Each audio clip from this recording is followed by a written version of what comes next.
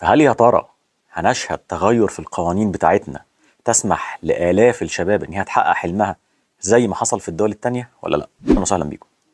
في كل عام وفي وقت تقديم الكليات العسكرية وكليات الشرطة بيظهر تساؤل عند كتير من الشباب: هل النظر بتاعي ده يسمح لي بالدخول في كلية الشرطة أو الكليات العسكرية اللي أنا نفسي أدخلها وأخدم فيها؟ طب لو عندي ضعف نظر، هل في وسيلة آمنة تعديني من الاختبار ولا لأ؟ وفي وسط قلق وإحباط وزعل من كتير من الشباب هنتكلم النهاردة عن القوانين المتحكمة في الموضوع ده في مصر وفي دول عالم كتير، وهتتفاجئوا من تعديلات كتيرة في دول عالم كتيرة فيما يتعلق بعمليات تصحيح الإبصار. خليكم معايا. أهلا بيكم، أنا دكتور محمد جودة، والفيديو بتاعنا النهاردة برعاية مركز دكتور محمد جودة. احنا بنقدم خدمة طبية متميزة جدا وتضاهي الخدمة المقدمة في أحسن المراكز العالمية بالنسبة لتصحيح الإبصار وزراعة العدسات والموية البيضاء والقرنية المخروطية.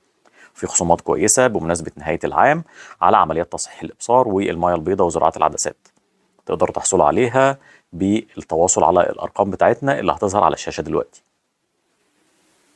بالنسبة لقانون القبول في الكليات العسكرية والشرطة في مصر بينص على إن المتقدم لازم يكون نظره 6-6 حاد، بدون عملية مية بيضاء، بدون زراعة عدسات، وبدون ليزك، ومجال الإبصار بتاعنا يكون كويس وتمييز الألوان يكون ممتاز. طب ليه مش مسموح بعمليات تصحيح الإبصار اللي هي بتخلي النظر بتاعنا 6-6 واللي بتحرم فئة كبيرة من الشباب إن هم يتقدموا؟ والولايات المتحدة الأمريكية بتسمح في جميع فروعها بعمليات تصحيح الإبصار، وتم تعديل القوانين دي بعد ما كان غير مسموح بعمليات تصحيح الإبصار في وسط مخاوف من سلامة العملية.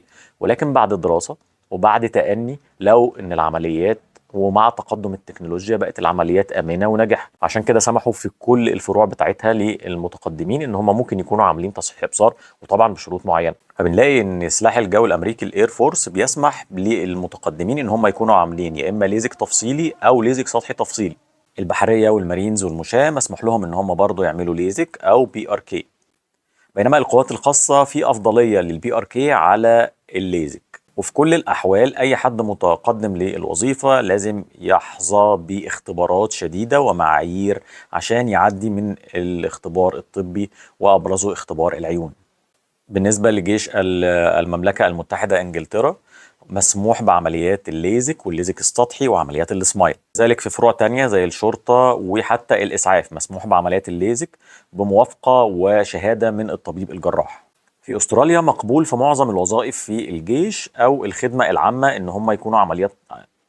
في استراليا مسموح في معظم الوظائف ان انت تكون عامل عمليه تصحيح ابصار مع افضليه للبي ار كي عن الليزك. واخيرا في الهند مسموح ان انت تقدم في الوظائف العامه وفي الجيش الهندي بشروط معينه، ان السن بتاعك يكون اكتر من 20 سنه، وان انت تكون عامل العمليه في خلال سنه والنظر بتاعك ثابت، وسمك القرنيه بتاعنا يكون اكبر من 450 مايكرون، طبعا بجانب ان انت هتعدي باختبارات للعين، اختبارات قاسيه شويه عشان نتاكد من سلامه العين ومن كفاءه العمليه.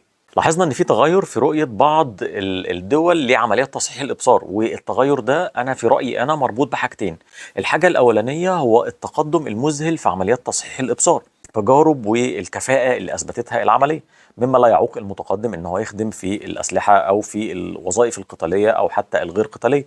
الحاجه الثانيه وهو نمو عدد الناس اللي هيجي لهم قصر نظر وضعف النظر عالميا. يعني المؤشرات العالميه بتقول ان في سنوات قريبه قوي 50% من البشريه هيكونوا لابسين نظاره، فمعنى كده ان المتقدمين جزء كبير منهم هيكونوا عندهم ضعف نظر.